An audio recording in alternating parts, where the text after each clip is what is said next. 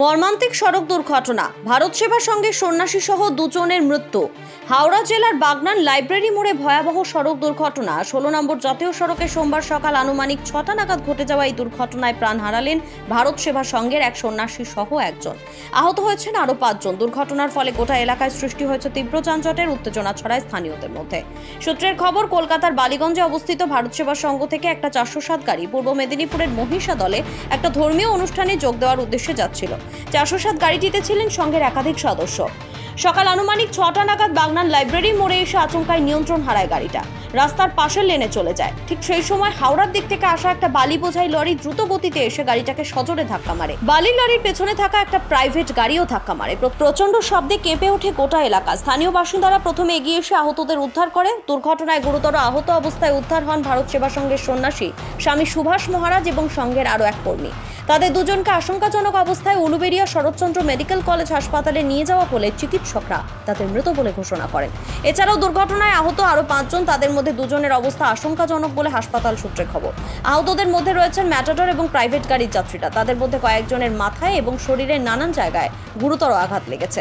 দুর্ঘটনার খবর পেয়ে ঘটনাস্থলে দ্রুত পৌঁছায় বাগনান থানার পুলিশ। যানজট নিয়ন্ত্রণে আনতে শুরু হয় তৎপরতা।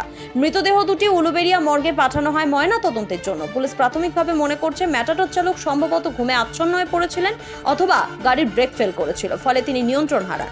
যদিও দুর্ঘটনার প্রকৃত কারণ জানতে তদন্ত শুরু করেছে পুলিশ। স্থানীয় বাসিন্দারা অভিযোগ করেছেন, এই জাতীয় সড়কে রাতের বেলায় অতিরিক্ত গতিতে লরি চলাচল করে এবং বারবার দুর্ঘটনা ঘটে। তদারকি নেই বললেই চলে। তারা দ্রুত এই অঞ্চলে ট্রাফিক পুলিশের নজরদারি বাড়ানোর দাবি জানিয়েছেন। ভারত সেবা সংঘের পক্ষ থেকে শোক প্রকাশ করা হয়েছে। সংঘের এক মুখপাত্র জানান, আমরা অত্যন্ত শোকাহত। স্বামী সুভাষ মহারাজ অত্যন্ত জনপ্রিয় ও শ্রদ্ধেয় ছিলেন। তার মৃত্যু আমাদের অপূরণীয় ক্ষতি। আমরা আহতদের দ্রুত সুস্থতার প্রার্থনা করছি। এই মর্মান্তিক দুর্ঘটনা ফের একবার রাজ্যের সড়ক নিরাপত্তা ব্যবস্থা নিয়ে প্রশ্ন তুলে দিল। প্রশাসনের পক্ষ থেকে তদন্তের পাশাপাশি ভবিষ্যতে এমন ঘটনা এড়াতে কি ব্যবস্থা নেওয়া হবে, এখন সেটাই দেখার। রাজ্যের মন্ত্রী পুলক রায় হাসপাতালে দেখতে যান আহতদের। 2 জনের অবস্থা আশঙ্কাজনক হওয়ায় তাদের SSKM হাসপাতালে নিয়ে যাওয়া হয়েছে বলে শেষ পাওয়া খবর জানা গেছে।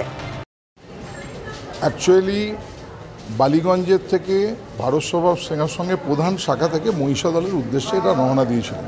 সকাল 6টা 15 নাগাদ এই দুর্ঘটনাটি ঘটে। দুর্ঘটনা ঘটার পর স্বামী শুভঙ্করানন্দ মহারাজ এবং বাসুদেব মণ্ডল 2 জন ঘটনাস্থলেই মারা যায়, আর 6 জন ইনজুরিড হয়। এই 6 জনকে আমরা উলুবেড়িয়া শরৎচন্দ্র মেডিকেল কলেজে আনা হয়েছে। এই 6 জনের মধ্যে তপন হাজরা একজন প্রাথমিক চিকিৎসার পর ছেড়ে দেওয়া হয়।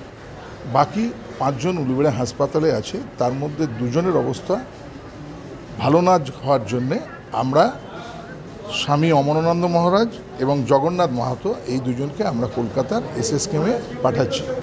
আমাদের মাননীয় মুখ্যমন্ত্রী মমতা বন্দ্যোপাধ্যায় এই ঘটনায় উদ্বিগ্ন আছেন এবং তিনি সমস্ত ক্ষেত্রে আমাদের যাতে এনাদের কোনো অসুবিধে না হয় সেটা আমরা সরকারের তরফ থেকে সমস্ত কিছু আমরা যাতে এদের পাশে থেকে আমরা চিকিৎসার মাধ্যমে যারা এরা দ্রুত এদের সুস্থ হয়ে ওঠে এই প্রার্থনা মঙ্গলময়ের কাছে করছি।